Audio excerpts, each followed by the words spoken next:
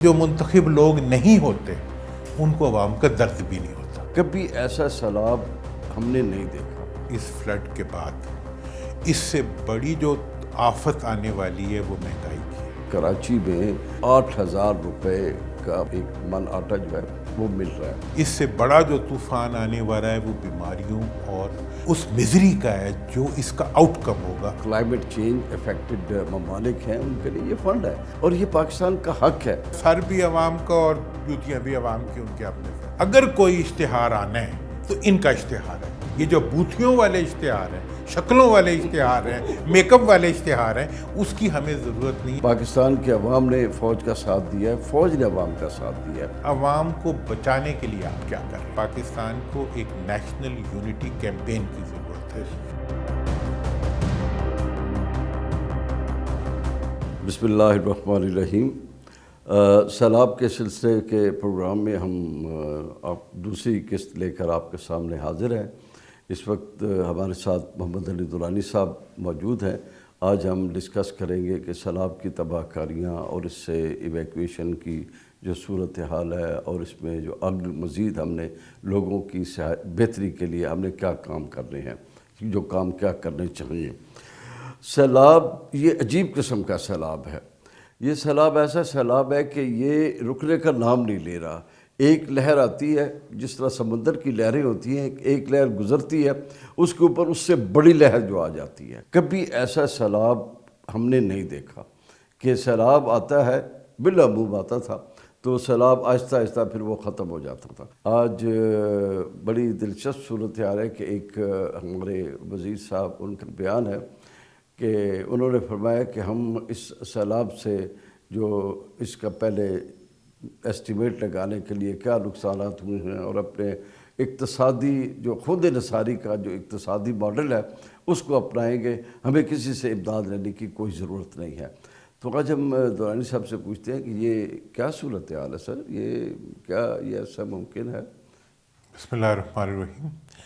گل صاحب، وہ اسٹیٹمنٹ تو میں نے بھی کل دیکھی، ہمارے بھائی بھی ہیں پلاننگ کے وزیر جو ہیں، لیکن وہ میرے لیے ایک حیران کن بات تھی کہ یہ کوئی حکومت میں بیٹھا ہوا کوئی فرد یہ کیسے کہہ سکتا ہے کہ وہ پاکستان جس کا کلائمیٹ چینج کی نیگیٹیوٹی میں سب سے کم کنٹریبیوشن ہے اور جو ایفیکٹ سب سے زیادہ ہو رہا ہے، اس کی حکومت کا ایک ذمہ دار کہہ رہا ہے کہ ہم دنیا سے اس کے بارے میں کوئی مدد نہیں لیں گے۔ اس آفت جو دنیا کی وجہ سے ہمارے پہ بنی ہے، اس آفت کو ڈیل کرنے کے لیے ہم دنیا سے کوئی مدد نہیں لیں گے۔ یہ ایک ناقابل فہم بیان ہے۔ اور دوسری جو اس میں اس سے بڑی اس کی نیگیٹیوٹی ہے گلزار صاحب، وہ یہ ہے کہ ایک تو یہ حکومتی ذمہ دار دے رہا ہے، اور دوسری طرف بات یہ ہے کہ بھئی وہ پیسے تو عوام کے ہیں، اور عوام اس پہلے تو یہ 5 سال سے یہ کلائمیٹ چینج کا طوفان آیا ہوا ہے، ابھی تک آپ نے اس طوفان کے اثرات کو روکنے کے لیے کچھ نہیں کیا سوائے اس کے کہ عوام کو ڈراتے ہیں۔ 2022 کے فلڈ کی جو ہمارے لیے سینکشن ہوئی اماؤنٹ، ہمارے اپنے فائنانس منسٹر کے مطابق اس کے لیے آپ لوگ فیزیبلٹیز بنا کے نہیں دے سکے، اور ہمارے 8 یا 12 بلین جو تھے وہ ہمیں ملے ہی نہیں۔ اور اب آپ یہ کہہ رہے ہیں کہ ہم نے اکا ہی کچھ نہیں کرنا، ہم خود انحصاری، عوام کی جب مجبوری آ جائے تو خود انحصاری آ جاتی ہے ان کی۔ تو میں تو اس چیز کو سمجھتا ہوں یہ خود انحصاری نہیں ہے، یہ عوام کی، مطلب میرا خیال یہ ہے کہ جو منتخب لوگ نہیں ہوتے ان کو عوام کا درد بھی نہیں ہوتا۔ سر دیکھیں، صورتحال یہ ہے کہ یونائٹڈ نیشنز کا فنڈ ہے، یہ جو کلائمیٹ چینج افیکٹڈ ممالک ہیں ان کے لیے یہ فنڈ ہے، اور پاکستان جو ہے وہ سب سے زیادہ افیکٹ ہونے والا ملک ہے، اور یہ پاکستان کا حق ہے۔ یہ کوئی وہ مطلب ڈونیشن نہیں دے رہے ہیں، وہ یہ پاکستان کا حق ہے جو اس کو ملنا چاہیے۔ پاکستان اپنا کیس تو پیش کرے کہ بھائی ہمارا یہ صورتحال ہے، ہماری کلائمیٹ چینج نے ہمیں اتنا تباہ کر دیا ہے، تو ہمارا حصہ تو دو۔ ابھی تک UN میں ہمارے مستقل مندوب نے ایک بات نہیں کی۔ چائنا کے اندر ہمارے پرائم منسٹر صاحب جو تھا سیکرٹری جنرل جو ہیں یونائٹڈ نیشنز، ان کے ساتھ گھومتے پھرتے رہے، وہاں پہ کوئی بات نہیں کی گئی۔ انٹرنیشنل لیول پہ لوگوں کو اور ملکوں کو انگیج کرنے کے لیے کوئی ڈپلومیٹک انیشیٹو آج تک اسلام آباد میں نہیں لیا گیا، حتیٰ کہ انٹرنیشنل میڈیا کا ایک بھی وزٹ نہیں کرایا گیا۔ وہ جو فن وزٹس ہو رہے ہیں یا ویڈیو وزٹس ہو رہے ہیں یا وہ جو بالکل ایک ٹک ٹاک وزٹس ہو رہے ہیں، ان کے علاوہ ریئل اٹراسٹ جو ایک لوگوں کی مزری ہے وہ دکھانے کے لیے ہم کچھ نہیں کریں۔ الٹا پاکستان کے میڈیا کو اور ساری لوکل میڈیا کو آپ سپریس کر رہے ہیں کہ تم نے نہیں دکھانا۔ وہ صاحب اس موقع پہ میں یہ ضرور اعلان کرنا چاہوں گا کہ اس وقت جتنا بڑا چیلنج پاکستانی قوم کو ہے اور جو اس کا آفٹر میتھ ہوگا، جو اس فلڈ کے بعد جو ہے جو مہنگائی کا طوفان آ رہا ہے، جو غربت کا طوفان آ رہا ہے، جو بیماری کا طوفان آ رہا ہے، انسانوں کی ہو یا ہمارے جانوروں کی ہو، مطلب پورے کا پورا انفراسٹرکچر جس کا بہتا جا رہا ہے، ایسی کلیمٹی اس ریجن نے شاید ہی کسی کی ہسٹری میں یاد ہو جو ہم نے دیکھی ہو۔ تو میں تو یہ تجویز دیتا ہوں، بلکہ میرا تو یہ خیال ہے کہ اس کو شروع کرتے ہیں ہم، کہ ہم اس وقت پاکستان کو ایک نیشنل یونٹی کیمپین کی ضرورت ہے، بے شک، اور میں چاہتا ہوں کہ اس کو ہم شروع کریں اور اس کے اندر ہم اسی پروگرام کے ذریعے بھی اس کے اوپر ہم اویئرنیس پیدا کریں گے۔ اس سے علاوہ ہم پوری قوم کو حوصلہ دینے کے لیے، قوم کے ساتھ ایک یکجہتی کے اظہار کے لیے، چونکہ حکومت کو یہ کام کرنا چاہیے اور امید ہے کرے گی بھی، لیکن ابھی تک نہیں کر رہی، چونکہ اس لیے ہم اصرار کر رہے ہیں کہ ہم نیشنل یونٹی کے لیے irrespective of political affiliations, irrespective of opinion, irrespective of party, پوری قوم کی قیادت، پوری قوم کی جو پبلک، پوری قوم کی جو ڈفرینٹ شعبہ زندگی سے تعلق رکھنے والے لوگ ہیں، ان سب کو اکٹھا کر کے اس آنے والی آفت کا مقابلہ کرنے کے لیے ہمیں ایک باقاعدہ تحریک شروع کرنی چاہیے، اور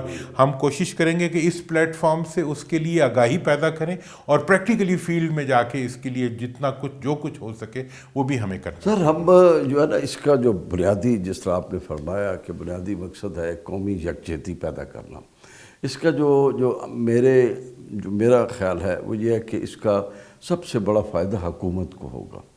حکومت کو ہم تجویز کرتے رہیں گے کہ یہ اقدامات اگر کریں گے، بلکہ ملک کو ہوگا، ملک کو ہوگا، ہاں اسٹیٹ کو ہوگا، ملک کو ہوگا۔ حکومت نے پتہ نہیں، حکومت کہتی ہے ہمیں کچھ چاہیے ہی نہیں۔